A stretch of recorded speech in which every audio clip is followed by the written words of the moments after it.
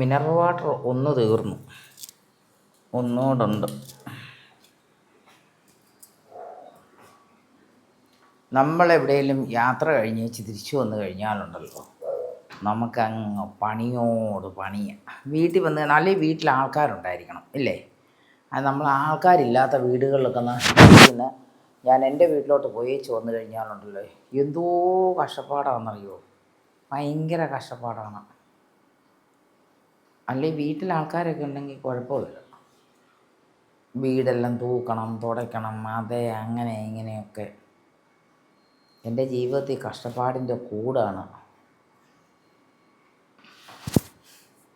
എന്താണെന്നറിഞ്ഞുകൂടാ.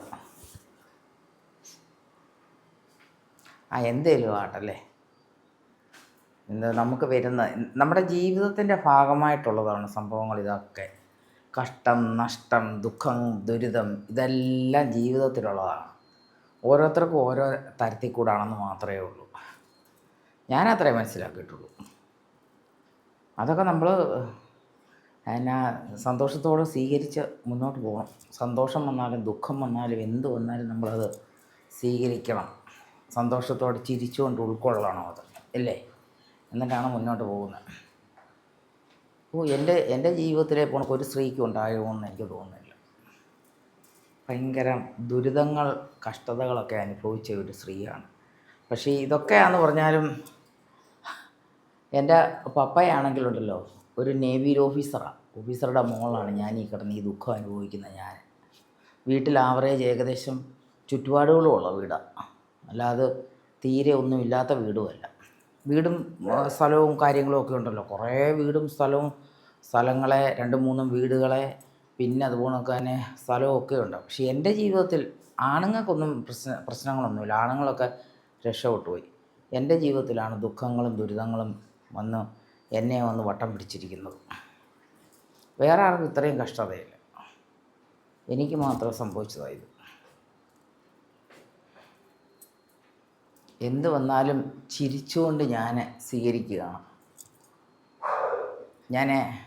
ഞാനങ്ങനെ കരയുന്ന ഒരു വ്യക്തിയല്ലേ. എനിക്ക് കരച്ചിൽ വന്നു പോയത് ഏറ്റവും കൂടുതൽ വേദനയുണ്ടായ എൻ്റെ അമ്മ എന്നിൽ നിന്ന് വിട്ടുപോയപ്പോഴാണ്. അത് ഞാൻ ഏറ്റവും കൂടുതൽ എനിക്ക് ലൈവ് ചിലപ്പോഴൊക്കെ കാണുമ്പോഴും എനിക്ക് ഭയങ്കര കരച്ചിൽ വരും. കാരണം എന്ന് പറഞ്ഞാൽ എൻ്റെ അമ്മ എനിക്ക് ഏറ്റവും പ്രധാനപ്പെട്ട ആളാണ്. എല്ലാ അമ്മമാരെ പോണക്കൊന്നുമല്ല. ചില അമ്മമാരൊക്കെ കുട്ടികളൊക്കെ കുറ്റം ചെയ്തു കഴിഞ്ഞാലോ തെറ്റ് ചെയ്താലോ വഴക്ക് പറയുമല്ലോ. എൻ്റെ അമ്മ അതിനെ ഒന്നും ന്യായീകരിക്കത്തില്ല. അമ്മ അനങ്ങാതിരിക്കത്ത് മാത്രമേ ഉള്ളൂ. എനിക്ക് സങ്കടമാവുമെന്നും കണ്ട്. കാരണം എന്താണെന്ന് ചോദിച്ചു കഴിഞ്ഞാൽ എൻ്റെ ജീവിതത്തിൽ എൻ്റെ അപ്പനൊക്കെ ഒരുപാട് വർഷങ്ങൾ മുമ്പ് മരിച്ചു പോയതാണ്. എൻ്റെ ചെറുപ്പത്തിൽ മരിച്ചു പോയതാണ്. അന്നേരം എൻ്റെ അമ്മ എന്നെ ഒന്നും, ഞങ്ങളെ ആരെയും അങ്ങനെ വിഷമിപ്പിക്കാനായിട്ട് ഈ സങ്കടപ്പെടുത്തത്തൊന്നുമില്ല. നല്ലൊരു സ്ത്രീയാണ്. സമൂഹത്തിനും ജനങ്ങൾക്കും ഒക്കെ മാതൃകയായിട്ടുള്ളൊരു സ്ത്രീയാണ്. ഇപ്പോൾ ഈ അടുത്ത കാലത്തൊരു പെട്ടെന്നൊരു വയ്യാഴിക വന്ന് ഇതിലായിപ്പോയതാണ്. ഇത്രയും വയസ്സായെന്ന് പറഞ്ഞാലും ദേഹത്തുണ്ടല്ലോ ഒരു ചുളിവാട്ട്, ഫേസിലാട്ടും മുഖത്താട്ട് കൈക്കാട്ട് ഒരു ചുളിവേ ഉണ്ടായിട്ടില്ല. കാരണം എന്ന് പറഞ്ഞാൽ അവരുടെ ഫാമിലിയിലുള്ളവർക്ക് പ്രായമായാലും ചുളിവുണ്ടാകത്തില്ല. അതാണ് അവരുടെ ഏറ്റവും പ്രത്യേകതയായിട്ടുള്ളൊരു സംഭവം. എൻ്റെ അമ്മയെ കണ്ടാലും അത്രയും വയസ്സ് പറയത്തുമില്ല. എൻ്റെ അമ്മ ഇച്ചിരി ലേറ്റായി കല്യാണം കഴിച്ച ആളാണ്. Okay, bye bye.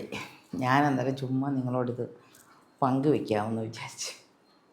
ഓക്കെ, ചിലർക്കൊക്കെ ഉണ്ട് ഇങ്ങനെ കേട്ടോ. നമ്മൾ പറഞ്ഞിട്ട് കാര്യമില്ല. വരുന്നതൊക്കെ എന്താണെന്ന് വെച്ചാൽ അനുഭവിക്കുക, അത്രയേ ഉള്ളൂ. അതാണ്.